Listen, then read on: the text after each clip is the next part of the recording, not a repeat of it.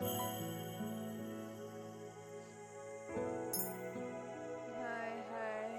I'm Lucy here.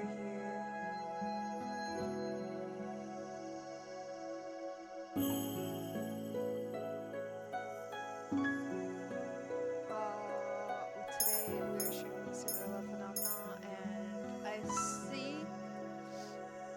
There we go.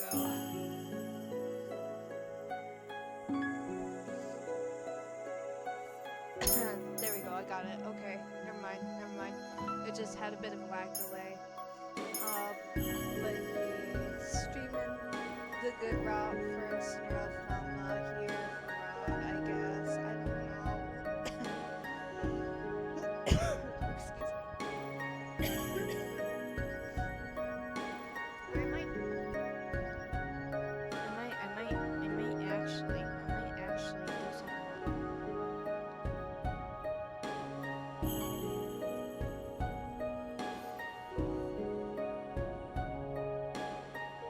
I don't want to do routes. I don't want to go through routes again, just like I didn't want to go through Rumples. But we have to, because I bet there is a false ending when I sit there and fuck up Fritz's route, and then there is an actual true good ending, but that's only if I've gotten each and every one of the good routes, because the profile picture changes in the title card here. So it's gotta mean something, and I hate it as much as I hate having to go through it. I'm gonna have to go through it again. Alright. No, don't need that. Alright, recap. Once upon a time in a kingdom far, far away, there were two crystals. One was the crystal Lucis, protected by the rule of the fairies. The other was the crystal Terrabarum, which was watched over by the high leader of the witches. Lucis was sustained by love, happiness, and joy. Terrabarum by fear, anger, and hatred. The fairies and witches lived in harmony with the humans of the kingdom.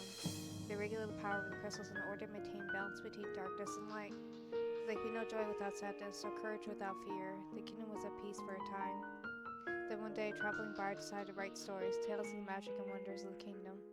He named these stories fairy tales, and fairy tales light always emerged victorious, and true was the usual reward. The fairy tales spread further than could have been predicted. The humans of the kingdom began to believe that fairy tales were true, and that the magic of the witches was inherently wicked and cruel. The witches became hated and feared. Excuse me, I just... Ow! I had eggs. I had breakfast for dinner. That's what I had. I had breakfast for dinner, and now the breakfast for dinner is fighting back. No, I don't want it to fight back, please. Just normal dinner.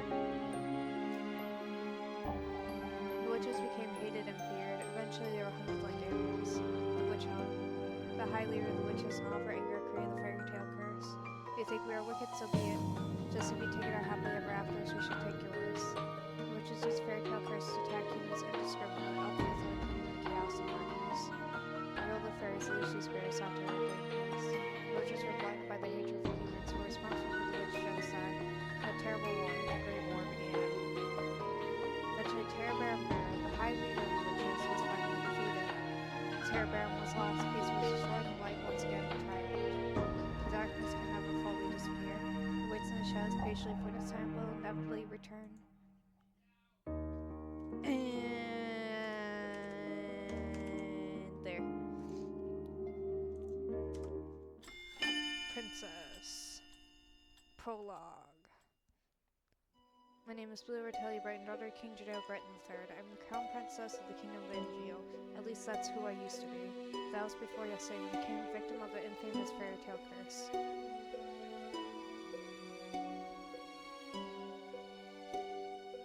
Everyone has forgotten my birthright. Now I'm nothing more than a lonely peasant. I feel like I'm stuck in a nightmare. But no, this is my reality now. I still have no idea what I must do to break the curse. I close my eyes and remember that day. I had started out like any other day. Have you heard? Another person was cursed. I'm on my way to the dining hall for breakfast when I suddenly see the sound of hushed voices. There are two maids standing next to each other with brooms in hands. These two are slacking off again. That's terrible. What fairy tale curse was it? They say it was Pinocchio. Pinocchio, the fairy tale with the lying boy whose nose grows longer. That's awful. You know, more and more people have been getting cursed lately. You think those wicked witches are up to something again? I thought the fairy tale curse would stop after you know who was defeated. You two were hired to work, not talk. We're sorry, Your Highness. As can only be expected from the likes of them. Another fairy tale curse. The fairy tale curse started spreading even before the Great War began. I do not have much interest in its effects even now. After all, most humans probably deserve to get cursed. Victims are weak, and Jill would be better off without the dead weight. If it were up to Mother, the curse would have been banished from and jailed the instant they fell prey to it. But Mother is not here anymore, and she will not come back ever. Princess, the king and queen are waiting in the dining hall. I'm on my way. Sorry, I sneezed like 5 times before this. That it was a little bit insane. The king, Ophelia, and Rod are all present in the dining hall. Someone's suspiciously missing, but I ignore their absence. Good morning, Blue. Good morning, Your Majesty. Good morning, Blue. Blue. Ophelia. Ophelia wins off. Every day I wonder why my father the king married a lowly baker. She cannot be a true queen, for she pales in comparison to Mother. I take my seat next to the king and look up at the person sitting opposite me. Rod Benedict wins off. My stepmother is bored and quiet as usual. He is 2 years my junior, is younger of Ophelia's children. He is mute and uses a plush bunny to voice his thoughts. It is apparently given him by a fairy. He minds his own business, is easy to deal with. But his older sister, my eyes go to the empty seat beside him. She's probably the most infuriating person I've ever had the displeasure of knowing. I'm so sorry I'm late. I was reading and forgot the time. And here she is. Good morning, dear father, mother. Good morning, Rod. Good morning to you too, Blue. It's a beautiful morning, isn't it?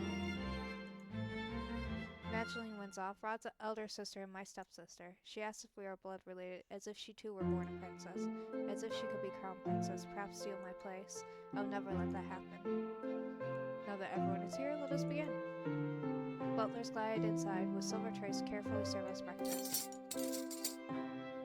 So, Magdalene, you're reading the fairy tale books that the king brought you. Oh yes, there's so many and they're all so wonderful. Thank you so much, Father. I'm happy that you like them. I love them. It's so strange the library didn't have any of them to begin with. That's because Mother hated them. She had all the books burned. But why? They are such charming stories. Fairy tales mislead humans to believing they can have things they do not deserve. Fame, riches, love, happily ever afters. And when their wishes do not come to fruition exactly as they want them to, the humans blame the witches for granting them in the first place. What are you implying about the witches, Blue? The atmosphere shifts, the air in the room going heavy. I continue to eat. Perhaps the witches are not responsible for the evil in this world. Perhaps humans are the cause of their own downfall. Ew, downfall. I can English, I swear. Have you any idea what you're talking about, child? Witches have caused nothing but pain and suffering to this kingdom. Even now, they still spread the fairy tale curse to our innocent subjects. The truth is, I know very little about the time witches have free reign over Angel. I was very young then. My mother forbade me to leave the palace, sometimes even my room. I know nothing of the people's supposed pain and suffering. Mother kept me away from everyone, and so I cannot bring myself to care. How do you know the curse are innocent? Our people have been toiling day and night to rebuild Angel after the Great War. Our people are the kingdom's foundation and endlessly grateful for their determination and resolve. Every day I wonder what your mother taught you about. Leave Mother out of this. Dear, please. Please, darling, your father didn't mean to. I'm not one of your children, Ophelia. I do not need your sympathy. Blue, you will show your mother respect. She is not my mother. I set down my fork and knife and stared out. I am done. Excuse me. My father and I have never gotten on, but our relationship has significantly worsened since we married the baker. My father, the king, has been 17 years and I have never felt any love from him. He treats Magdalene and Rod, who only entered our life 1 year ago, like his own children, rather than he has ever treated me. It has been my life ever since Mother passed away 4 years ago. was there for me when no one else was. I realize I'm right in front of... Here, let me scoot myself over a little bit so you guys can read too. Man, didn't realize that.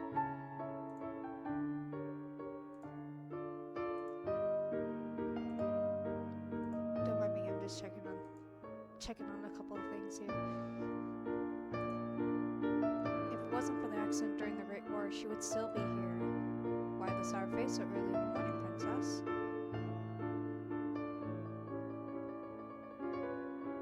I'm most curious about him. Him and Waltz are like the two that I'm most curious about, because I know he's the finale of the entire situation. He holds pretty much all the answers that won't be answered in Waltz's wrong. Let me guess, it's the king, the queen, or Prince Evangeline?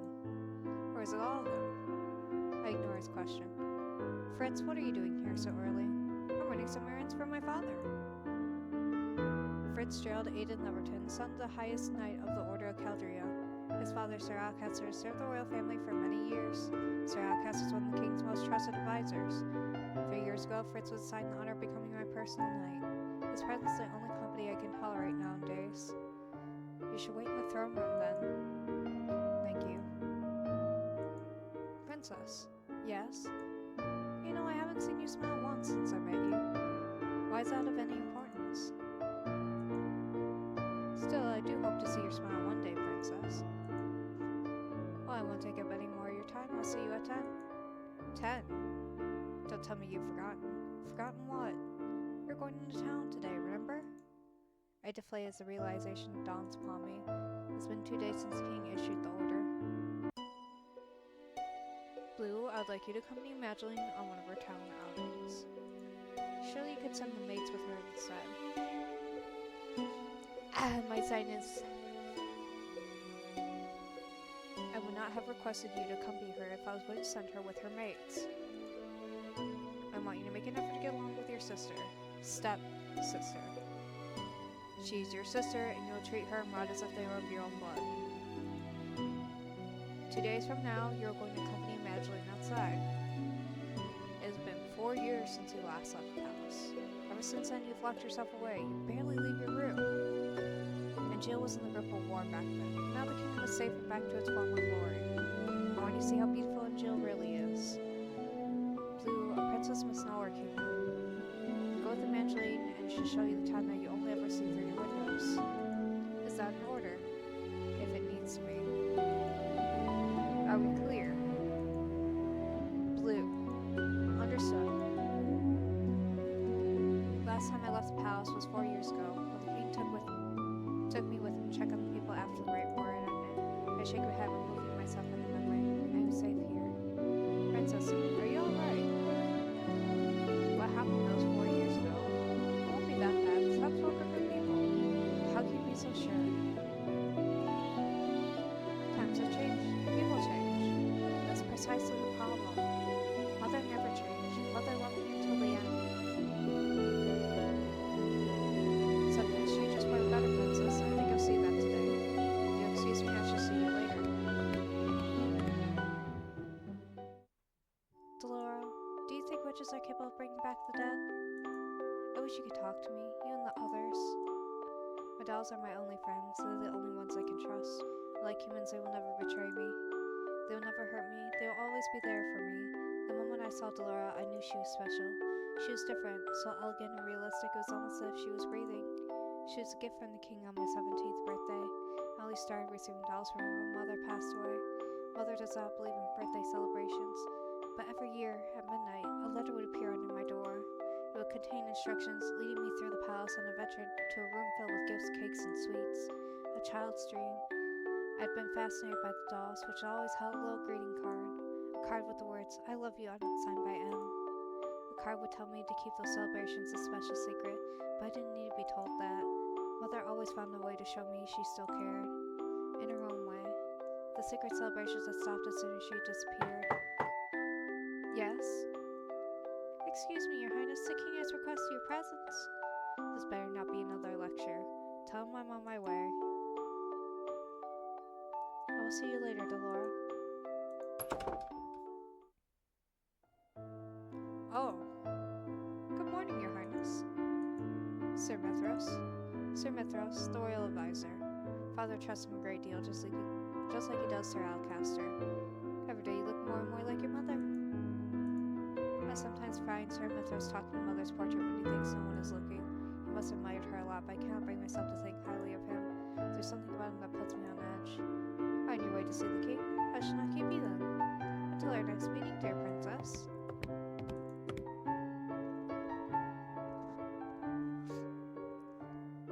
Your Majesty? Blue, are you ready? You will enjoy this, Blue. I've heard the toy shop has lovely dolls. This will be good for you. You'll get to know your sister better. You'll be able to interact with and learn about the people of Minju, other subjects. I will not learn anything I do not already know. Why do you always believe that the people around you are incapable of good? Because I've seen how quickly people will betray and manipulate each other to get what they want. Mother warned me about human nature.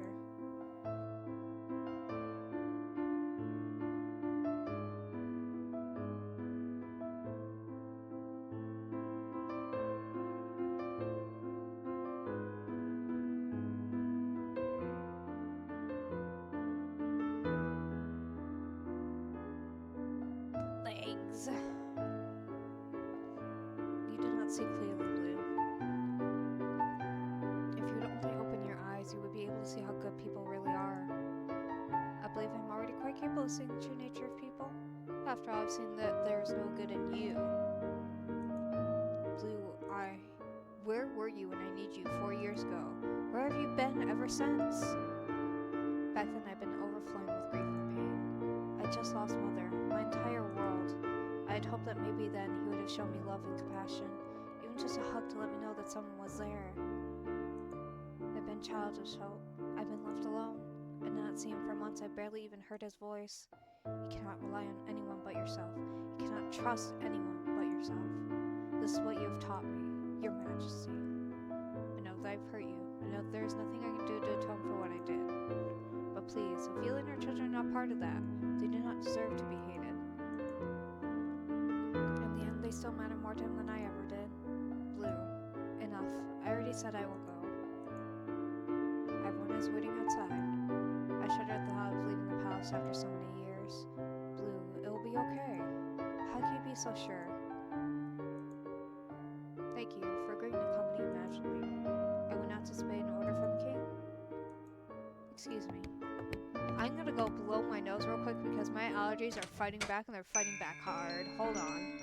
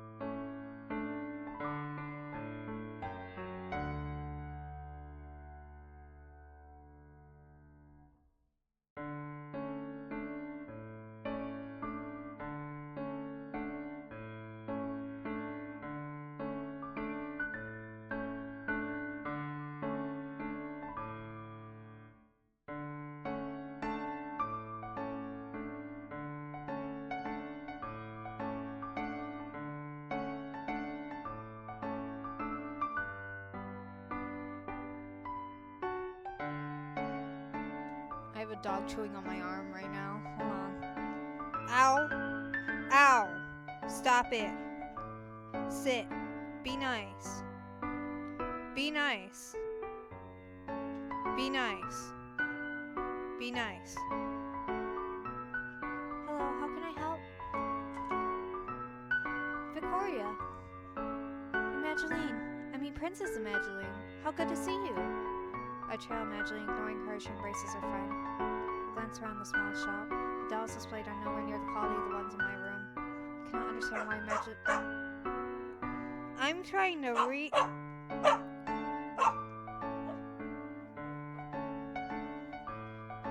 Ow! That was my hand! No.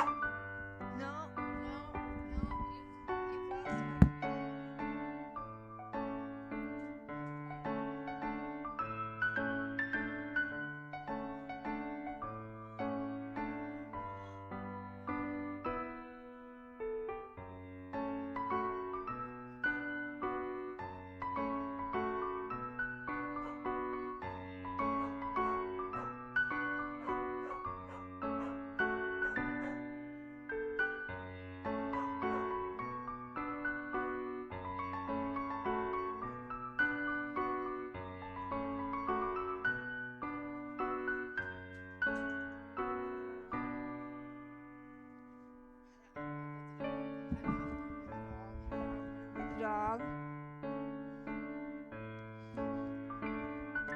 Alright, anyway. Back to the thing at hand. I cannot understand why Evangeline says she buys gifts for her friends here. I cannot believe I'm outside the palace. There's no need to be so tense, Princess. I never let anything happen to you. Your only job is to relax and enjoy yourself. You asked the impossible of me. There's no need to be so formal, Victoria. I'm still the same as I was. Oh yes, Rod's come along as well. It's been a while, Victoria. It's good to see you. It's good to see you again too, Rod.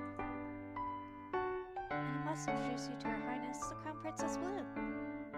The look on Victoria's face as she takes a step back from me is all too familiar. Fear. My apologies for being so rude, Your Highness. Good morning.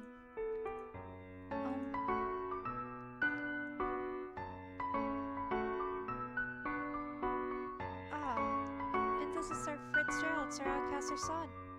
It's a pleasure to meet you, my lady. Oh, so you're Sir Fitzgerald. You really are as handsome as Evangeline described in her letters. I'm sorry? Please don't mind her, Sir Fitzgerald. I'm sorry, Evangeline. Right. So, what brings you all the way out here? To get some toys. Gifts for some new friends. Toys from here? Are you sure? Of course I am. I cross my arms. I prefer if we finish this errand as quickly as possible. Yes, of course. I'm sorry, Your Highness. Princess. I can barely breathe in here. I just want to go back to the palace.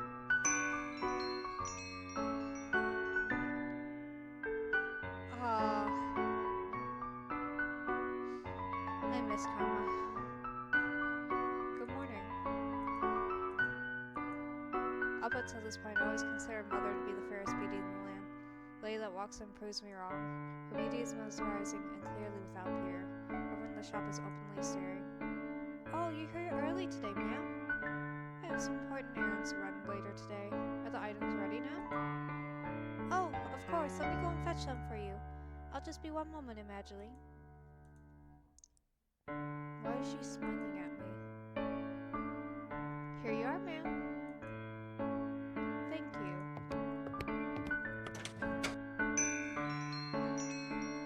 Oh, that lady was beautiful. Right? Any girl standing next to her becomes hopelessly ugly by comparison. Who is she? She's new around town. Some say that she's a fairy. A fairy?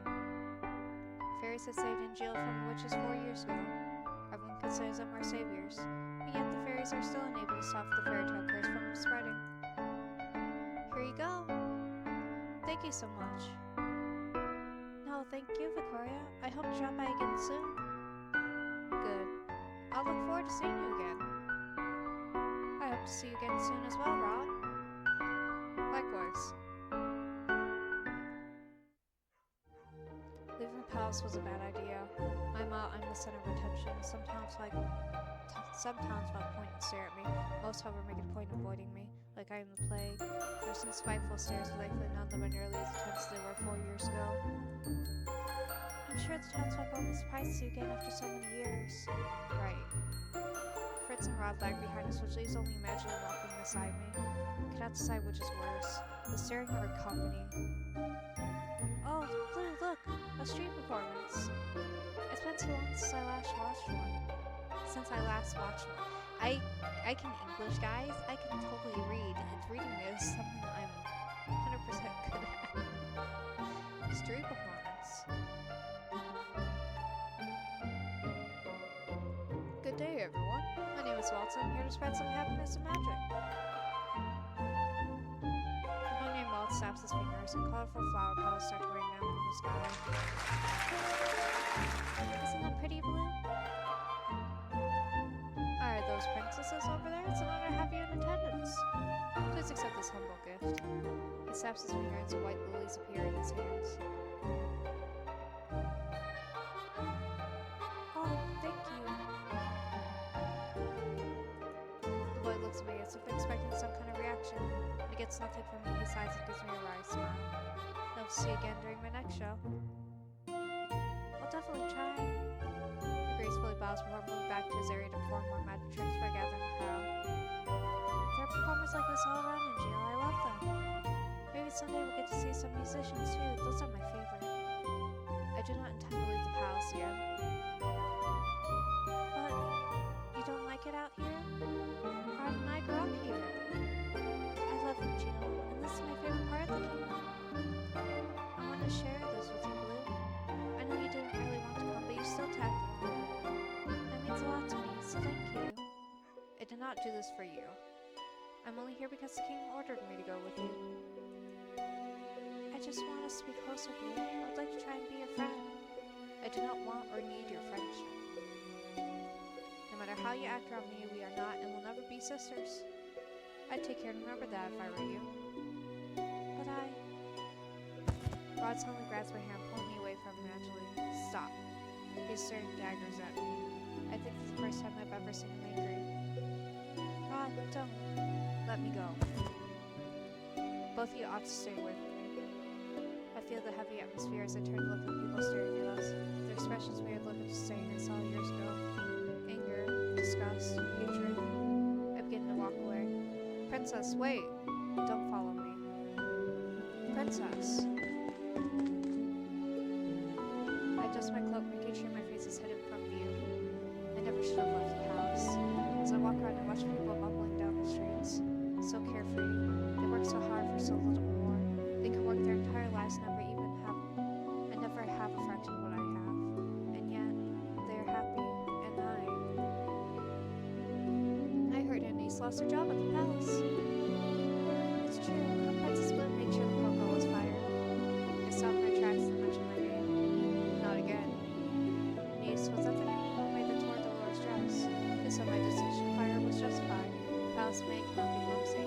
Why should I tolerate poor performance? What did I do that was so wrong? I know that Anise, hard working and big hearted, and faithful with me is simple. Shame she lost her job so quickly.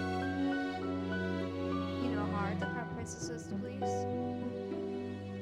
My friend in the palace says she doesn't even smile while he goes around with that cold look on her face. It's probably why they call her the Ice Princess. Ice Princess. All those times I heard the servants saying that, I always suspected they were talking about me. She's the complete opposite of her Princess Evangeline. The child's an angel. We all know she should be crown princess. Annoyance begins to simmer inside me. I cannot stand hearing anymore, so I walk away. Ever since Evangeline entered my life, I'm always been prepared to her. And now I've become second best. And Blue Redelia Britain, daughter of King Gennaro Britain III, and the crown prince of the kingdom of Venezuela. I am of royal blood. She is nothing. There you are. Ko-fi Stream Bot said, Visit blue_seers ko-fi page at https://ko-fi.com/blueser?ref=Twitch. Thanks, Mark. Thank you. Thank you, Mark. Thanks. Thanks, Mark. Princess, you must come back with me. It's getting too late for you to remain outside. Princess? Are you alright? Are you hurt? I brush him off and turn away. No need to fuss. Let us return to the palace.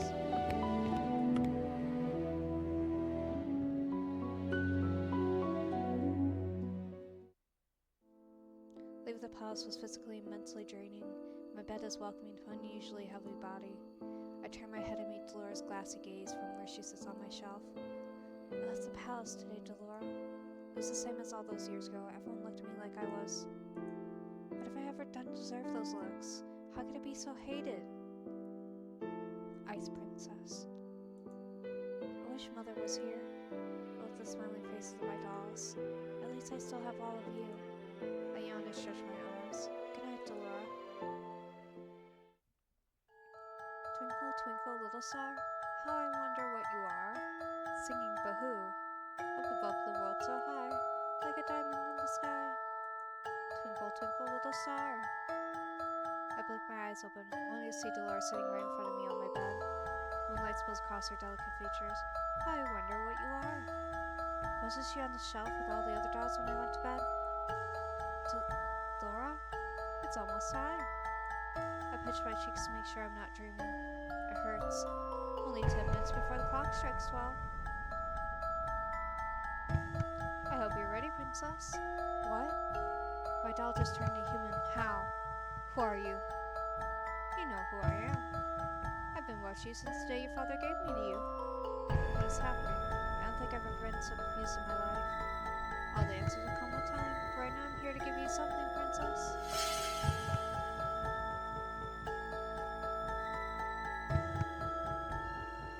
Is this Cinderella's very own glass slipper?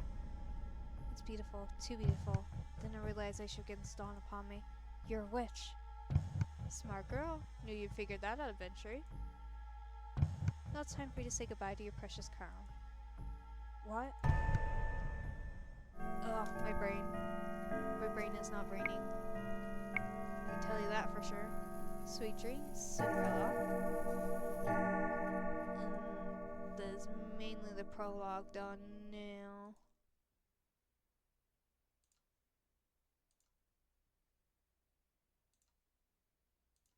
Hey. Wake up, girl. Huh? Where am... Ow, my head. You have some nurse sleeping in front of my shop. Leave before a customer sees you. I was in my room. How am I here? Did you not hear what I said, you filthy child? Filthy. You would speak to your crown princess in such a manner. If you're the crown princess, then I'm the queen. You must have been knocked on the head quite hard to have such grand delusions. I am not delusional. I am Blue Aurelia Britain, blood daughter of King Gennaro Britain III, and the crown princess of Anjou. Right, the king never had a daughter with that witch. Is she referring to mother? Witch. Don't pretend to be stupid, girl. I really stare at her puzzled. Our good king has only stepchildren, Princess Evangeline and Prince Rod, and you're most definitely neither of them. What? Now get gone before you go spotting your crazy gibberish at my customers and scare them away. With a huff, she leads me to my own rapidly turning thoughts. I quickly realize I'm wearing tattered clothes and I do not even have shoes on. No. This cannot be happening. Something shines against my chest and I reach out to grab it. It all floods back. Delora being a witch, Cinderella's glass slipper. This is not a dream. Delora gave me the fairy tale curse. My hands begin to tremble. I must return to the palace to speak with the king. Let me in. Sorry, girl, but this place is off limits to uninvited guests. You don't understand. I'm crown princess, Blue Aurelia Britain. Ugh. I must speak with my father. As I love them as I am grown that I have to. No one will believe me if I'm pressing with my title. You best leave now, nice and quiet, before we have to force you. If you would only make way for the king.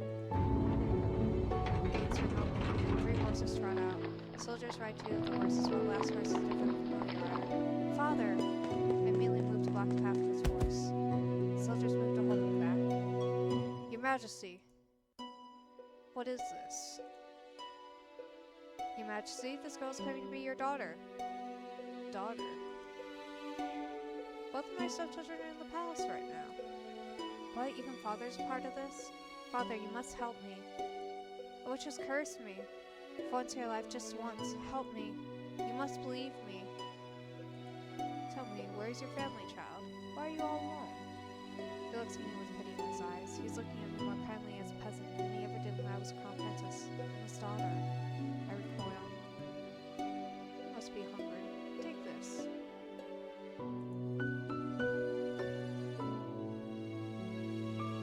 This should feed you and your family for a day or two. The kingdom offers work opportunities to those who need them. Please let your parents know. I do not want your pity, Father. Please escort this girl back to her home. Make sure she gets there safely. At once, Your Majesty. I watched as my father and his 2 guards ride away on the horses, leaving me to stand in their dust. He left me alone. Again. Where's your home, girl? There's nowhere left for me to go. Father has forgotten me. Leave me. Now look here, our orders were to leave me alone. Suit yourself, can't say we didn't try. Don't cause any more scenes, little girl. I watch with bleary eyes the soldiers return to the palace. How can this be happening? I stare at the small pouch in my hands. I do not know what hurts more. The fact that I've just been unsmercifully separated away from my home like even more than a piece of garbage. The fact that my own father does not recognize me. Oh, look at oh, look at that girl's hideous dress. How difficult it is to be poor. I clutch the pouch close to my chest and run in an empty alley. I hung in the corner, trying to become as small as possible. I squeezed my eyes shut, hoping that when I next open them, everything will be back to normal. A dream. No matter what happens, you must not leave the palace. Why? The world is cruel. People only ever hurt you. But they're always so nice to me. That is only because you are the crown princess. They will only ever think of what they can take from you. I'm trying to protect you, my love. That is why you must never leave the palace. Never leave Mother. I'm the only one who will ever love you so much. Do you understand? I understand. Alright, chapter 1 already. Gonna try and fly. Oh, I thought for a second I screwed up. Okay, so we're doing that. We're saving over that because that's bad route. We're doing good route now. When I open my eyes, I'm still on the streets. I must have fallen asleep. The nightmare continues. I'm cold in my rags. I hold myself for warmth, willing some of the cold away but fail. My feet are numb and in pain, caked in the dirt that I've gathered from walking barefoot around town. Well, there's a frightful sight. Bagger probably thought she could try to let the nobility that live around here. Oh, just look how ragged she looks. What are you looking at? At 2 women that lack the basic manners of a noble upbringing. Silence, girl. Do you know who you're talking to? No, and I don't care. What nerve? Let's just go. There's no reason to stoop to a commoner's level. Once I break this curse, I'll make you regret your words. I'm acutely aware of the fact that I've not eaten anything for almost a day. I've been sitting here thinking of the new mess that is my life. I'm hoping I will not break my curse. Crying will not help either. I should find that witch first, but how? I have no idea where she is. Delora. I swear I'll make you regret doing this, but when I find you, I will fight for the first. This is all this king thinks I'm worth. Leave, girl. A dirty peasant like you has no place in this restaurant. Why? I can pay. Find another place. You're scaring away my customers. Am I not a customer? Shoot, there's nothing for you here. Just run me away like a fly, the nerve. Since that this won't get me nowhere, I bump my hands to mess along the way. I get the same treatment in the next 3 restaurants I try. I'm treated as something less than dirt, like my money has no real value. I'm the crown princess. They have no right to turn me away like this. I've been eating stale bread, and anything to get the hunger at bay. Bread helps. Out of the corner of my eye, I croissants and display them in my mouth water, slowly begin to make my way over there. Ow! My feet ache with every step. They look and feel even worse than before. If only I had enough coins for a pair of shoes. Food is more important. The rags I'm wearing and the pouch money are all that I have, then I need to prioritize. I will die before I beg. 2 croissants? You need to pay, girl. There are no free handouts here. I take a coin from my pouch and hand it to her. This should be more than enough. The shop owner stares at the coin before reluctantly taking it. She hands me 2 croissants in a paper bag. I will not ask where you got those coins. Are you implying that I stole them? How else would a beggar like you get that amount of coin? Now be off with you, child. I won't have you scare away any other customers. Without another word, I turn and start to walk away from the woman. Scissors is the goodness of the people of Minju.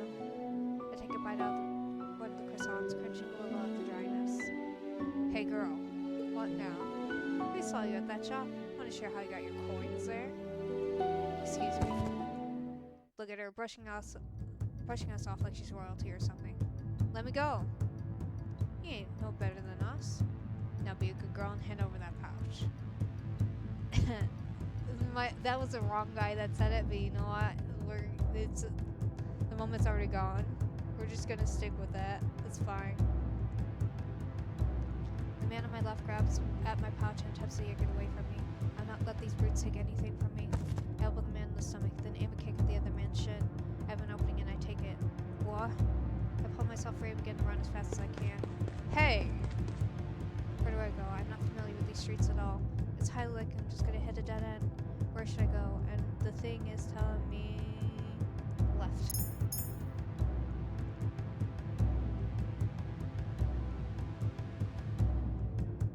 I cannot let the pain in my feet or exhaustion stop me. If I stop now, they would definitely catch me.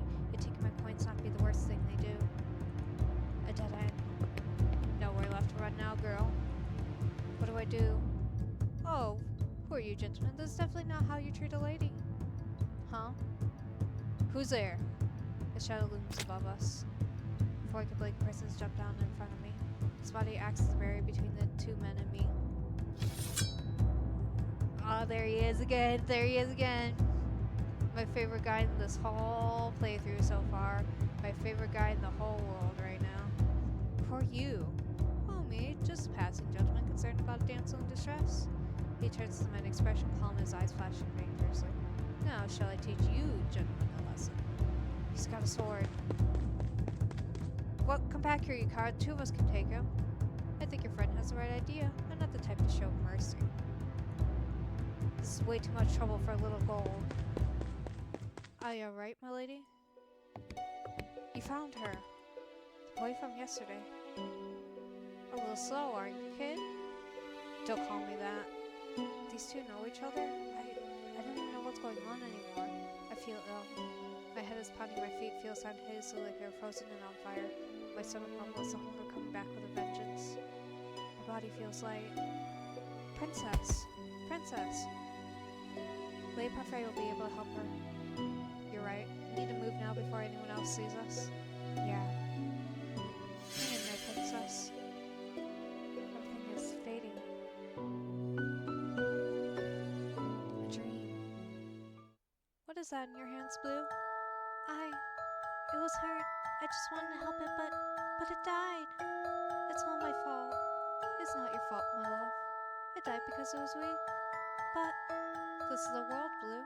Only the strong survive. The weak are cast aside to die. You are not weak. You are strong, my crown princess. You do not cry. Now wipe your tears. I don't want to see you cry again. Do you understand? Yes. Now get rid of that thing and wash your hands. Did you not hear me, child? Yes, Mother.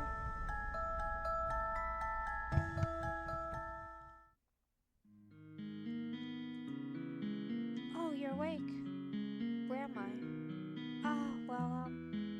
This isn't my room. My hand flies to my chest with a little glass slipper hangs from my neck.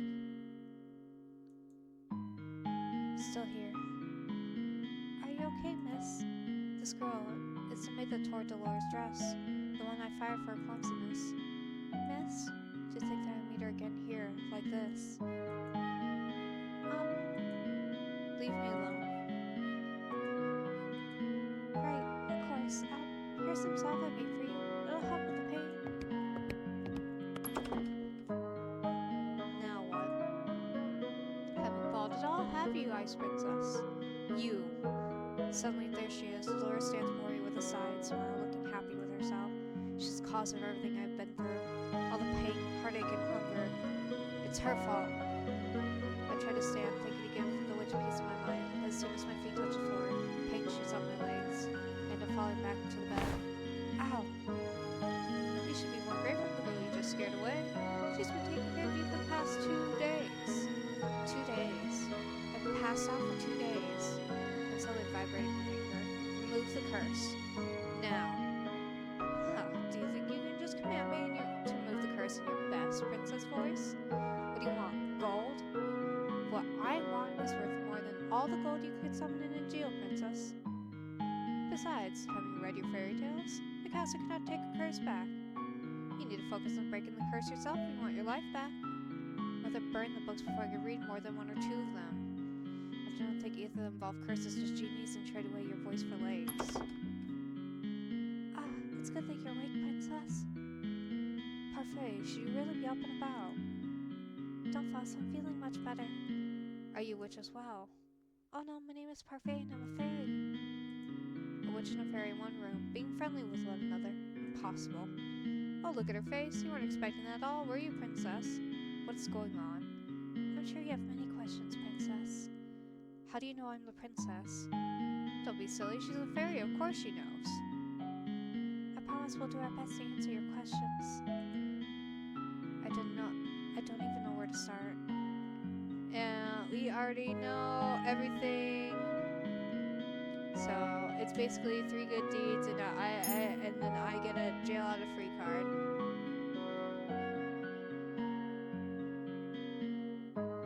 3 good deeds and I get my life back.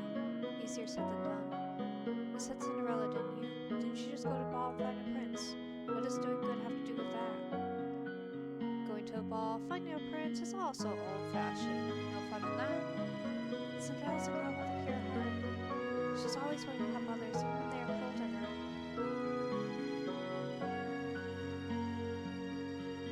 Excuse me, you just yawned. Oh my god. Anyway, I brought some clothes for you. I'll leave them on the table. We'll be waiting outside. There's some people I'd like you to meet.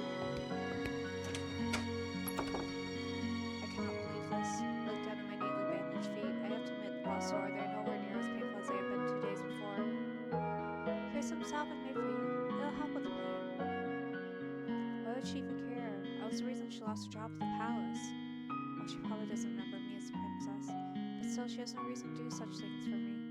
I ignore the salve for the time being, gingerly stand up, testing my feet for pain. The injury is definitely healing. I slowly walk to the table and changing the clothes that have been left there. The dress is nowhere near as luxurious as the ones I wear in the palace, but is far improved from my rags. All my life I've never had to lift a finger, and now when I let them see how much they have rattled me, I refuse to break. Just watch me, I will free myself from this curse. What is this place? There are 12 people in the room chatting amicably with each other. I notice the girl that has left me the salve by the counter serving drinks. But as soon as the people in the room notice me, no one falls in immediate silence. Well, look what we have here, the Ice Princess herself. Huh? They know who I am. I didn't think it was true. Curse for her cold-heartedness. As to be expected. Remember who I am, yet you still treat me like this. Well, you aren't really a princess anymore, are you? You're one of us now, girl.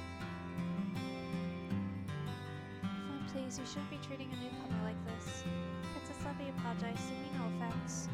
I cannot believe that. Not when the people Parfait is referring to simply smirk and shrug as I meet their gazes. What is this place? Welcome to the Marching Tavern, a home for those with a fairy tale curse. You make it sound like some kind of holiday house. Don't ruin my moment, Delora. Marching Tavern. The Marching was built 3 years ago, and the number of cursed energy will continue to rise. The goal is to gather those affected so they might help each other break their curse. Of course, I'm also here to provide help as necessary. Only the curse and those allied with their cause can stay here. The evil and the wicked can never find this place. Most of the people here are cursed. How come these people remember who I am? The cursed are not affected by the conditions of someone else's curse. Your tradition is simple. Everyone has forgotten you are the crown princess. But because these people here are cursed, they still remember your title. It goes without saying that fairies and witches also are not affected. Come, princess, let me introduce you to the few boarders we have in the margin. Parfait beckons the servant girl over. This is Anise. She helps out with the margin and does most of the cooking. I'm sure you understand why she's working here now. I believe she deserves an apology. Miss Laura, what are you talking about? Don't you worry your sweet little head over it. You don't remember what this ice princess did to you. Huh? I have nothing to apologize for.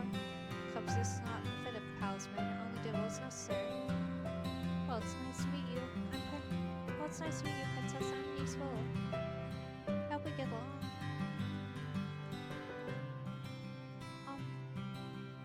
Really? This is how you're going to start doing good? I don't believe I asked for your opinion. Please, you two. No fighting. I hope my tongue is parfait leads me to two people whose faces are incredibly familiar. They are faces I've seen in the palace before. This is Julian Valentin Garland Belrot. How did you know? Both of you were in the Order of Caldria. That's right. They were two of Sir Alcaster's best knights. It was a big surprise when they both left a year ago. I only found out recently it was because they acted against Sir Alcaster's orders. They were stripped of their titles and dishonorably discharged from service. What are you two doing here? We help the fairies. They and these are exceptions. They are allowed to this happen without the curse. Jordan and Garland does their strength to help protect the merchant. Protect? And the witches, they do anything to make sure their curses remain unbroken. And what about you? I'm an exception. Also, I'm good. You keep forgetting the good part. Remember, not all witches are evil. Your curse is a test. A test? Originally, the wicked were cursed so that they could learn to change. Their curses were meant to teach them a lesson. I'm hoping your curse will teach you a lesson too, Ice Princess. I really am only trying to help you. I did not need you to show me how to change. I just want my life back. Well, to do that, you'll have to break your curse. Try and make some friends, Princess. I might be able to help you break your curse. Oh, I'd love to hang around and watch a princess try to be friendly. You have work to do, Delora. Fine. Try not to make any more enemies, Princess. Did Parfait and Delora leave the room? The temperature dropped several degrees. Now that I'm alone, I feel the cold stares return. Disgust, contempt, as if I'm the reason they are cursed and have to take refuge in the margin in the first place. Make friends. All I've ever had are my dolls. I never needed friends. I'll break this curse on my own. I was told it was rude to stare. One man suddenly stands up, the anger apparent on his face. His hands clenched and unclenched in a fist as he glares at me pointedly. Julian Garland placed himself in front of me, shielding me from the man. You know the rules. What happens in the past stays in the past. And no one is allowed to harm anyone else in the margin. If you cannot comply, you are no longer welcome here. No matter, the Ice Princess will get what's coming to her. He throws one last glare my way before sitting down again. Break the rules and you get what's coming to you. That goes for everyone here. Julian's whole tone is cold and firm. There's no doubt she means what she says. So these are the great knights of the Order of Caldria. The march begins to settle down and everyone eventually goes back to their conversations and meals. I walk towards an empty table, realizing I'm being deliberately ignored. I come immersed in my thoughts as I sit down. One thought, however, comes to me immediately. They hate me. They hate me somehow, and I've only ever left the palace twice in my life. How did this happen? The only people who treat me with any respect were Anise, Jordan, and Garland. Is it because they cannot remember who I am? Maybe being in the march is not such a good idea. I doubt anyone here wants to help me break my curse. They'd probably rather see me suffer under its weight. 3 good deeds. How am I even supposed to complete 3 when I don't know if I can accomplish 1? May I join you? I look up and stare and shock the beautiful lady from the toy shop. BD still manages to take my breath away. What is she doing here? You're in the toy shop. Ah, yes. I was there picking up some items for a friend. I'm humbled you still remember me. Allow me to introduce myself. I am Miss Karma. Your name is Karma. A suitable name for someone as beautiful as me, no? Karma, your narcissism is going to scare the princess away. Oh, you are that magician boy. Boy? He's boy. Oh, how appropriate, boy. Call me that one more time and I'll ruin that pretty face of yours. You would hit a lady? How savage. Anyway, I'm Waltz Cresswell. I have the Neverland curse.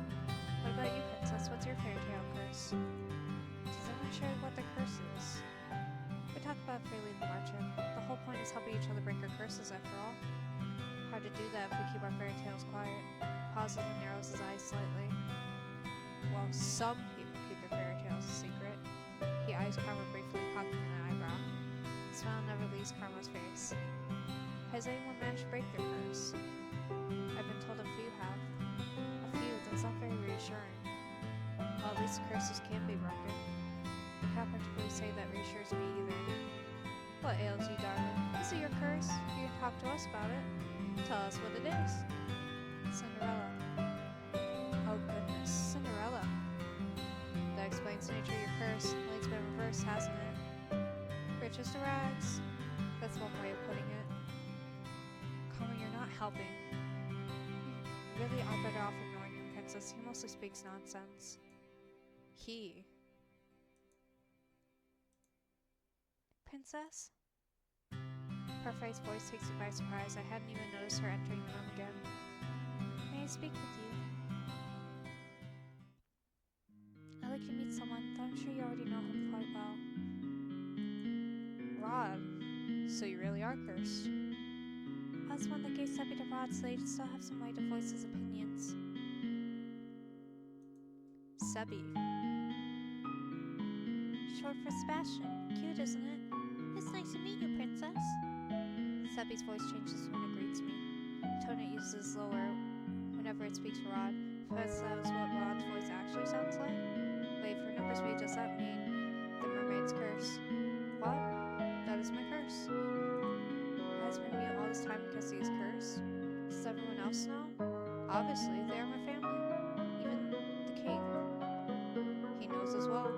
So I'm the only one you never told. I didn't think you particularly care either way. He is not wrong. Yeah, I cannot believe I did not know. I was left out once again. What are you doing here? I've been trying to help Rob with his curse. That is why he comes to marching from time to time. But I don't know if I'm wrong. Anyways, I came here today to confirm that you were truly cursed. I wanted to see it with my own eyes. It was a big surprise when I woke up one day and you weren't in the palace. An even bigger surprise when I found out no one remembered you. It's been days since I was cursed, so I wonder, how are things in the palace? Livelier? Happier? Happier? I've never seen my family happier than they are now. I'd say it's a good thing you aren't a princess anymore. I always thought Rod didn't really care about me regardless, but this is the truth. So I gotta... Dots. You hate me. You have no right to start acting the victim now. Now when you've treated my family with such disrespect. The reason I didn't say anything before is because Magdalene didn't want me to. I'm happier too now that you're gone. I don't have to pretend to like you anymore. We're to return to the palace now. And they're all happier. Your very existence has been erased in the palace. They've never known you. That doesn't mean they're happy without you. The king. What did I expect? Why did you bring me here? People in the marching lane. I shouldn't have left you alone in there. I'm sorry. You know how they felt about me. What have I ever done to them? Now isn't the right time to explain. When will it ever be the right time? So many things have already happened to you. I need to be patient with you. Has the prince already left? Oh goodness. Oh goodness. Burp. I'm burping. Hold on. Nightmarish. Yes, he has. Princess, we'll talk about this later. For now, you must focus on breaking your curse. Did I miss something? No? Right. Maybe the fairy's right. I don't think I'm ready to find out how I made so many people hate me. Well, Parfait, I think it's time to get down to business. What should we do with her? What are you talking about now? You, of course. princess. You got nowhere to go, right? She is right. I think back to the days I spent on the streets and shiver. Ugh, he'll do anything as long as I don't have to go back there. Kofi Streambot said. Visit blue_seers KO5 page at https://ko-fi.com/bluezer?ref $Twitch. Thanks, Mark. Thank you so much, Mark. Thank you. Thank you, Mark. Thanks. Thank you, Mark. The princess can stay at the marching with me and the rest of my daughters. On this route, my hope felt light. Will you have to work in exchange for a win? I celebrate too soon. What? Magic has its limitations, just like anything else. Money disappear out of thin air, not even for a fairy. The march doesn't attract many customers since only the curse and a few others can enter. I sell my potions here and there, but I have several hungry mouths to feed and my funds are tight. I thought fairies lived in luxury. Parfait, are you broke? Ouch, even the ice princess can tell. And yet you still take people in. That's always been how Parfait operates. She's good-natured to a fault. Until suffocating beneath my doubt will be what kills me. Why don't you just leave? I assume you're making enough to take care of yourself. Leave someone who's in need of help? I could never. And that, princess, is how goodness works. How goodness works. It's not as if I accept freeloaders. All my boarders help me run the march and do errands. The princess has never worked a day in her life. I doubt she'll be useful. If karma can be useful, anyone can. I've yet to see that karma be anything but useless. Princess, you're more than willing to stay if you're willing to help out. It's the least you can do in exchange for a roof over your head and 3 meals a day. Oh, and shoes. Do I even have a choice? I toss and turn in bed, unable to fall asleep. The mattress is hard and the sheets are itchy. Nothing at all like the bed I had in the palace. But I'd give for my old bed again, for any of the comforts of home. I miss my dolls.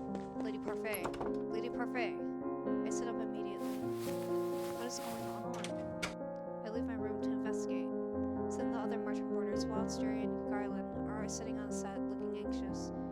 What's happening? Sorry, did we wake you? No, but the noises Garland was making would have woken the dead.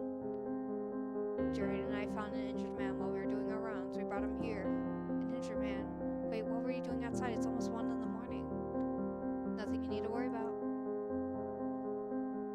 Lady Parfait and niece are attending to the man now. These people, will they just help anyone they find on the streets? What if the man is dangerous? Do you think the witches got to him? It's possible. We'll have to find out when he wakes up.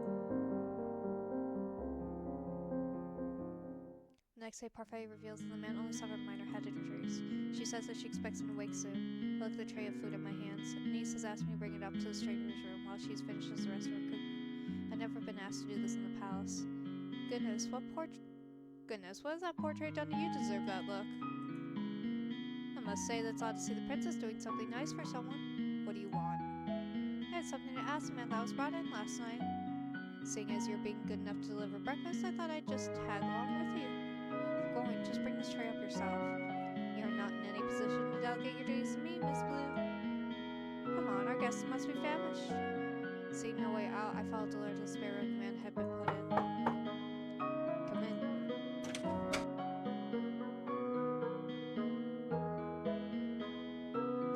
This man. This is the other one I don't like. I thought the man would have been old, but to my surprise he looks young, probably in his early 20s. He says the lost in memory stares a small notebook. Good morning. Glad to see you're awake and breathing. The man looks up at her when she speaks. It sees his eyes widen. Why is he staring at us like that? Am I dead?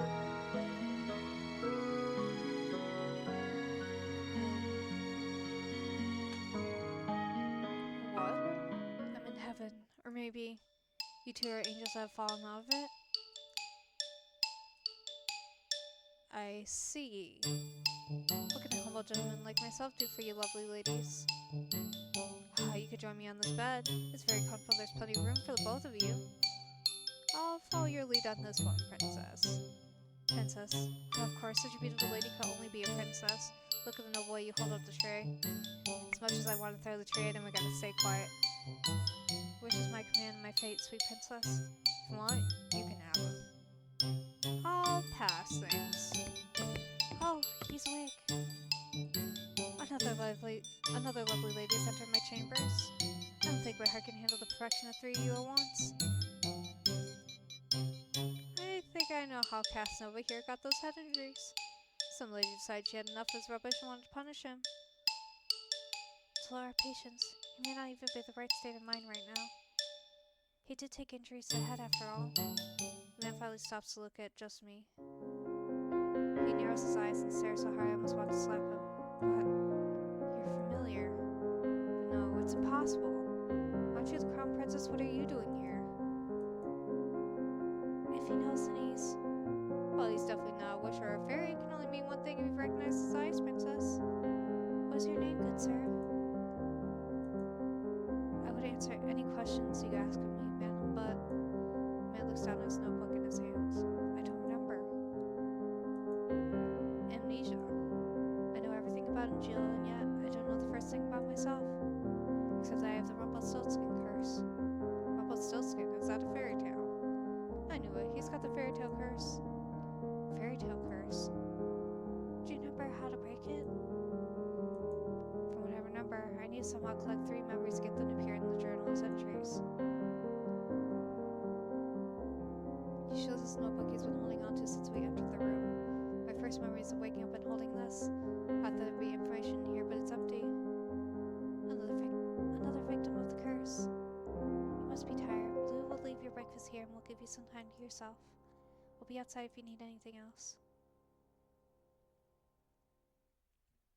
Rumpelstiltskin. What is that fairy tale about? Dora does not do a good job of hiding her laughter. She starts across my arms, embarrassed. Mother burned all the fairy tales in the palace before I got the chance to read all of them. Fine, I'll keep it short. Once upon a time, there was a girl that was said to be able to spin straw into gold. The king found her and locked her up in a tower. He said they wouldn't let her out until she turned all the straw in the room into gold. But the girl was just a regular human girl. She knew she would not be able to turn the straw into gold and feared that she would be locked up forever. That was when an odd little man appeared before her and offered to do the job for her. She gave him something in return. The girl gave him her necklace. The man spent the rest of the night spinning the straw in gold. However, the girl wasn't released. The second night she was given more straws to spin, and the little man appeared once more. This time she gave him her ring. On the third night, the king ordered her to spin the straw one last time. If she did, she would be released and made his queen. However, that night the girl had nothing left to give the little man, so they made an agreement. He would spin the straw into gold for her as long as she gave him her first child. At present, never understood why the girl wanted to marry the king in the first place. Passion trying to tell a story here. Years passed and the queen finally gave birth to her first child. That night the odd little man returned the man to his due, but the queen didn't want to give up her child. The man then said that he wouldn't take the child. The king was able to guess his name in 3 days. The man's name was Rumpelstiltskin. Did she guess it? Oh yeah, the night before her time was officially up, the queen was drawn to the forest by the sound of a little voice. She saw the little man celebrating his upcoming victory, singing about how nobody have or ever would guess his real name, which was Rumpelstiltskin. Does that sound particularly smart? So agrees the general populace. Sometimes I wonder how Hans was able to come up with such solid tales. Well, the march is opening soon. Expect another busy day. Especially busy for you, Blue, when you start coming up with good deeds.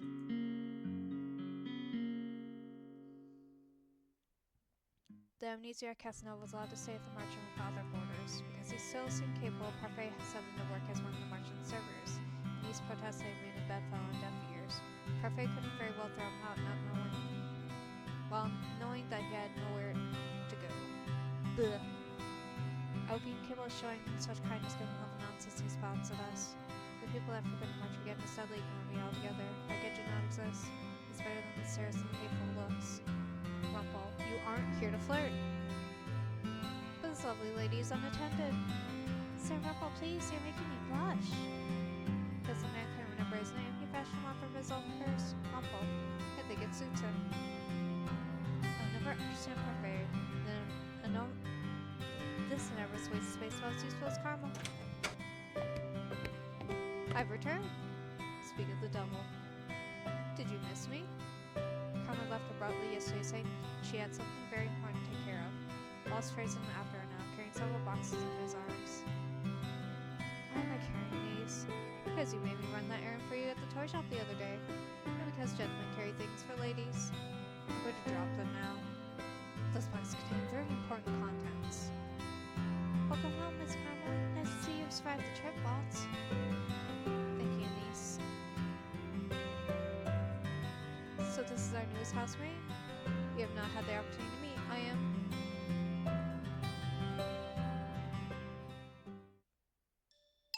You're all surprised when Rumple suddenly reaches out to grab Karma's hands. My life before this moment has been a pressing monochrome. Now you've entered my bleak existence to see everything beautiful, blazing color. And nothing shines more brightly, more vividly than you. I'm Rumple, my sweet. Let us talk of marriage. I stare at Karma, waiting for her to flirt back. At the very least, I expect her to wave Rumple away for being a fool, but she remains eerily silent. Answer, my angel. I beg of you. Keep? Say the word and it is done. Your filthy hands off of me.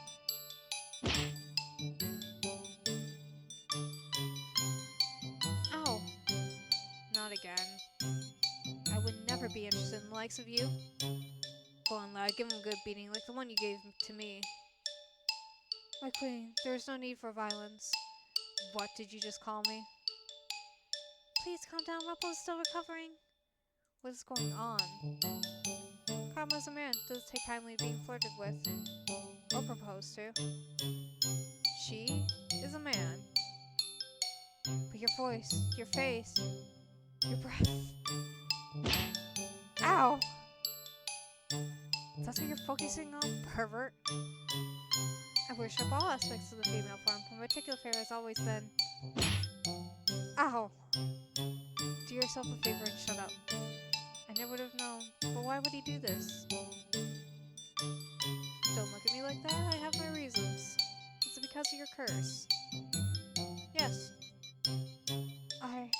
I'm undone. My heart is in pieces. You knew him for 10 minutes. For those that can hear the music of their heart, like I, it only takes a look to fall madly, irretrievably in love. I must leave, my heart will need time to heal. The marching tracks all sorts, doesn't it? That one is entirely Parfait's fault. Alright, nothing to see here, back to work. And still in shock from what I learned earlier, Karma, a man. It's not fair that he's so beautiful as a woman. If the female population of Jill knew the truth, Karma would be hunted down for making the rest of us pale in comparison. Niece being good, I suppose, prepared a special lunch to welcome the newest marching boarders. We've all been invited to the private dining room. Excuse me, is Lady Parfait here? Prince Ra, perfect timing. Please join us for lunch. I only came to talk to you, Lady Parfait. But I'm hungry. I have no wish to make you wait while I eat. Come join us. Please, Your Highness. I've eaten too much as usual. You must help us finish. Very well.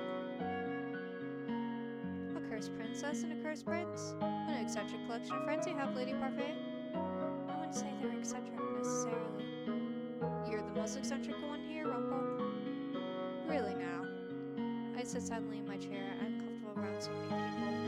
When my mother was alive, I had all my meals alone, since my parents were always too busy to sit down for meals with me.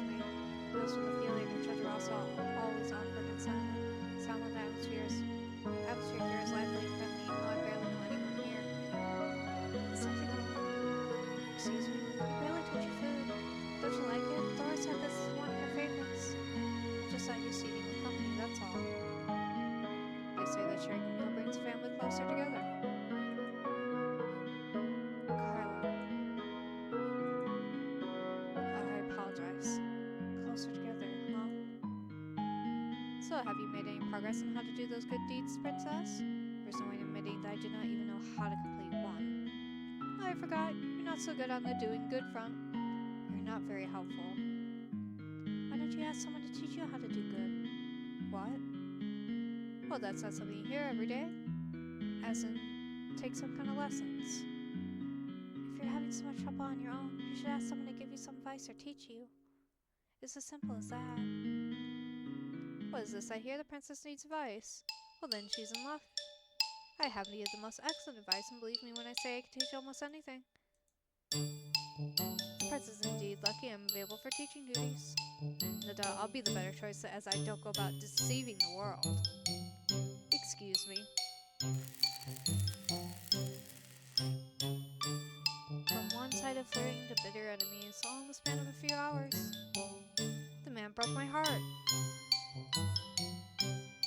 Anyways, I'll also be happy to help you in any way I can, princess. And I'm sure your stepmother would be happy to help you as well. I don't think I would make the best teacher for this sort of thing. I only teach others how to fight. Never mind the fact that Durian herself still struggles to be good. Hey. Oh, whoops. What? You're lucky, aren't you? So many people are willing to help you. Why? Why are you all willing to help me? That's what we do at the margin. We help each other. Lesson number 1, doing good means helping whenever one can. Just let any of us know if you want our help. Just no one but yourself. You need not care for anyone but yourself. This is what Mother in the last few years have taught me. I've always been alone, it's easier that way, and yet, these strangers, these people that I've only known for a few days, are so willing to help me when they will gain nothing in return. Is this the goodness I was meant to see, Father? Haven't even begun to trust and care for others when I have forgotten how to do so. I'm slowly beginning to understand what I must do. Alright, chapter 2, and then afterwards it's end stream time. I don't see why this is necessary. Of course it's necessary, Princess. You work to show you can be useful. For the last half an hour, Puff Angel have been debating what chores they want to give me. I can't believe they are seriously going to make me work like a commoner. No freeloaders in the margin, remember? You can't pull the princess card anymore now that you're a homeless peasant. Being demoted to a homeless peasant is not my fault. If you really think about it, it was kind of me to demote you. Stop teasing her, Dora. Who has a lot thrown at her already? I'm only speaking the truth. Besides, working to live is a commoner's way of life, but at least it's rewarding. But you do nothing. You get nothing. No food, no clothes, no bed. You're no longer a Princess Blue. Life here at the margin is comfortable and you need to work for comfort. Remember that. What you do is your choice, Princess. Do I even have a choice? Not really, no. Let's see. How about cooking duties? No way, she burned a salad. She could be a receptionist. Then we'd lose all of our customers. That's probably true. I'm right here, you know. Sorry. Do you have any useful skills at all? As a princess, I had servants who did everything for me. They cleaned my room, helped me dress.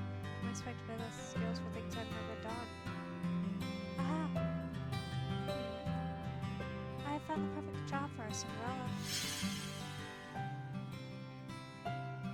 Ta-da! Blue will be in charge of sweeping the margin floors. What? Perfect.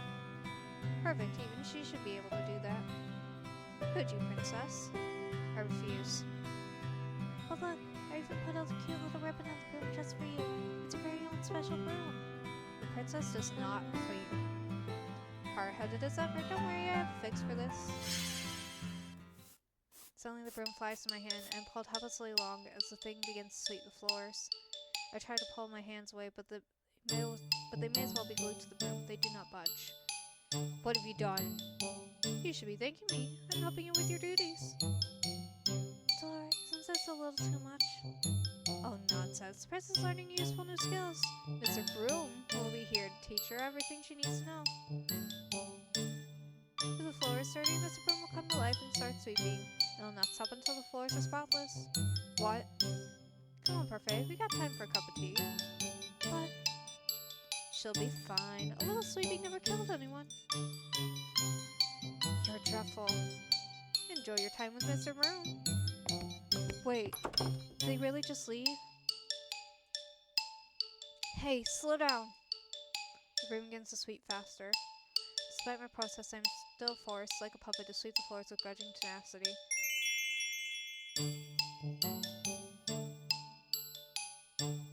I can that? Princess Parfait sent me to check. Oh, how lovely. It's so clean I can see my reflection on the floorboards. I'm impressed. Do not even think about stepping into this room with your dirty shoes. Goodness, I didn't know princesses could be such terrifying creatures. You are aware that the marchand is opening soon, yes? The floor isn't going to stay clean forever. Then do not open the marchand. I do sympathize with you, princess. It is difficult adjusting to the commoner's life. What would you know about that? More than you think? What? Oh, did I let that slip? That was my mistake. Carver just smiles at me, his eyes gleaming with playful mischief. He's definitely hiding something. My hands are red and sore from all the sweeping I've done today. I remember the salve niece offered me when I first woke up in my room. Surely that will help somewhat. Applied to my hands, find to my surprise that it's very effective. Most of the redness quickly fades along with the pain. Is this what my life will be like if I do not break the curse, forced to work it day in and day out? I cannot let things stay as they are. I must act. I lay down and rest.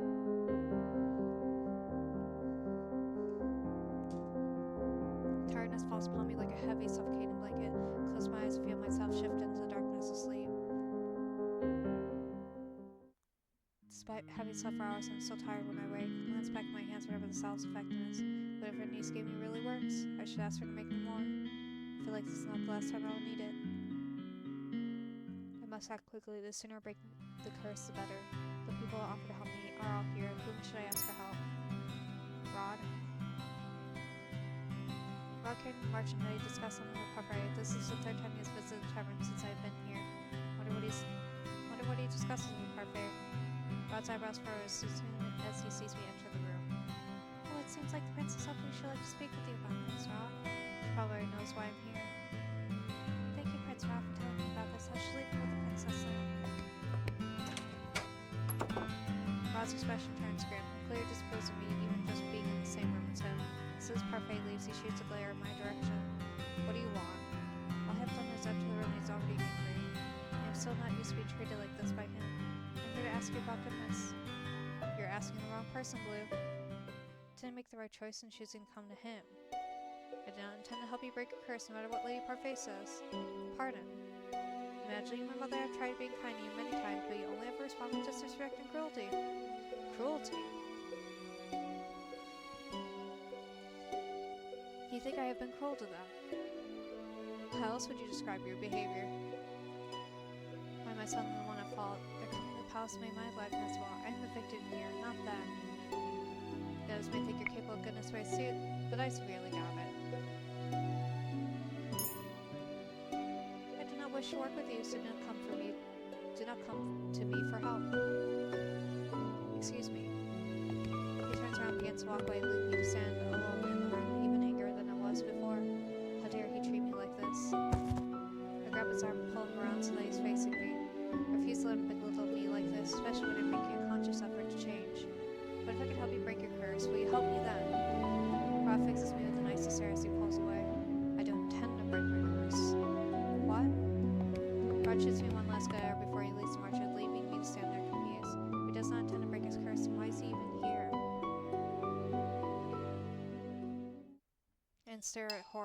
I stare in horror at the floor. Gravel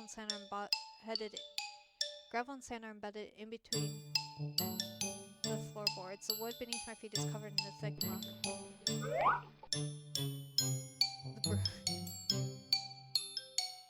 Oh no. Stop! I never thought I'd see this. The princess is actually sweeping. I'd say it's more like the room is sweeping. The princess is just along for the ride. Lady Parfait, your orders have arrived. Where should I put them? At the back, please. Thank you. The glare garlands begins to move. You're dirtying the floor. Sorry. Garland dashed across the floor with long steps to attempt to leave as few footprints as possible. Though this was Dolores' doing, wasn't it? Is it obvious? This has Butch having fun written all over it. I need water. Wow, completely spotless. You are the worst. Don't be mad at the broom, princess. It's only trying to help. It's doing nothing but making my life miserable. Lady Parfait, I must speak with you. Look up at the witch that has just entered. She's a regular at the march, and according to Parfait and Delora, a good witch. She wears tea here from time to time. She has mud on her shoes. Why is she glaring at me like that? I believe it's because your shoes here. I've just cleaned the floor. Oh, I'm sorry. I'll clean up after myself right away. Good. Princess is something else. I've never seen a witch so frightened of someone before. Yeah. The witch hurriedly cleans up the tracks she made coming in before going to speak with Parfait. When the Parfait says that Delora and this witch is good, I do not trust her judgment. Especially not when she cares Delora, who ruined my life, a good person. I put the broom back in its resting place before double-checking my work. When I'm done, I continue to work on breaking my curse. Should I ask for help today? Rod again! That's where Rod is the entrance tavern. That was almost perfect timing. Told me they did not intend to break his curse, yet here he is again. Rod must sense my eyes on him because the minute he walks in, he turns to look at me. His fresh is cold and moving as always. He probably leaves to have an errand interest in reception. I follow after him. I told you to find someone else. What can I do to make you stop hating me? What? You said that whatever I had done to you or your family was bad, so if I risked that, I might get a good deed. You truly don't understand how goodness works, do you? I would not be asking you if I did. Rod closes his eyes and rubs the back of his neck. He looks awful, but also irritated. I intend to break my curse as soon as possible. I'll do whatever it takes.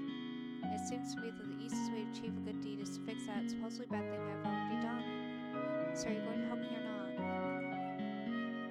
Tell Lady Parfait I'll see her another time. He leaves the room without answering my question. I ball my hands in fists, and he calls me the criminal. A month has passed and I've yet to complete even one good deed, not for any lack of trying though. I've been asking around for advice on how to be a good person and receive various answers. What makes someone good? I'd say being selfless. I think it's important that you consider another person's feelings. Patience. The ability to soothe even the most broken parts. Forget I asked. Bravery. Loyalty. You must be beautiful both on the inside and out. Right. Must I be all those things in order to be good? According to Parfait, I cannot just pretend. It has to come from my heart. Place my hand on my chest, consider the steady pulse of my heartbeat. That will not be easy. I close my eyes, think of all the possible ways I might be able to break my curse, but in the end my mind is blank. Mother, what am I supposed to do? A dream. Your personal feelings are nothing but a weakness for others to exploit. That is why you do not show them. You will only show them that you are strong. Yes, Mother. You must not let false kindness deceive you. People will use niceties to trick you and exploiting your weak emotions. But you trust me, Blue. I will never hurt you. I will never lie to you. I am all you need.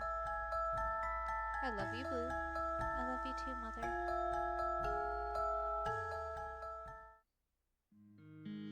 How are those lessons of yours going? I hope you're not giving anyone a difficult time. I'm the only one having a difficult time. Have you tried pairing up with someone? Pairing up? Some of the people in the tavern pair up to assist each other. Two heads are better than one, as they say. It's not a bad idea. The problem is with her.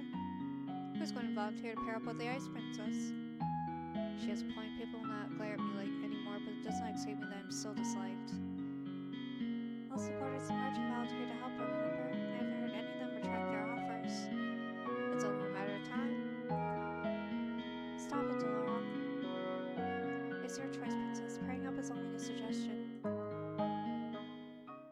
Will pairing up with someone really help me break my curse? Will they end up being annoying instead? Princess. Excuse me, Princess? I'm sorry for disturbing you. You've just been staring at your tray and the customer's waiting for his order. Of course. Dora has me helping the niece today. March was unexpectedly busy and cannot keep with all the customers. Stop daydreaming, Blue. Food doesn't deliver itself. I did not need you to tell me that.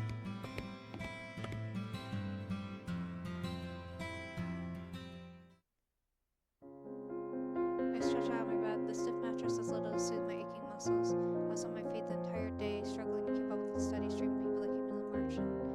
I've never seen the merchant this busy. I roll onto my stomach and bury my face into my pillow. My arms and legs protest this movement.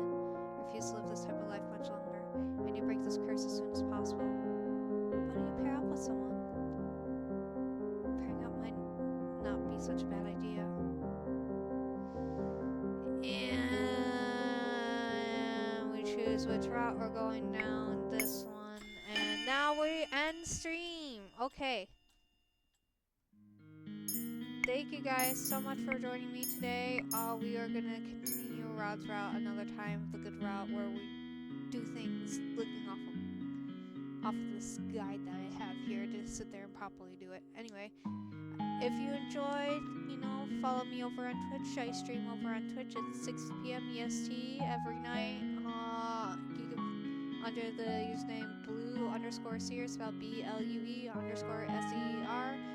You can catch me there. Kofi Streambot said, visit blue_seers KO5 page at https://ko-fi.com/bluezer?ref Twitch. Mark, I was in the middle of doing my outro, but okay, Mark. Okay, Mark.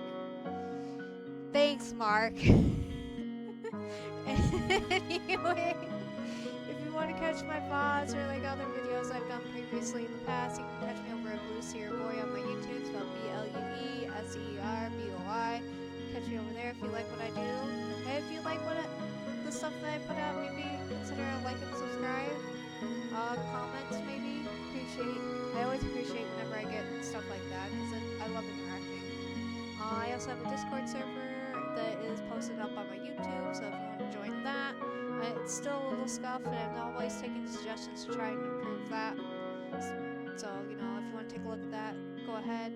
Thanks and have a great day, everyone. Bye bye!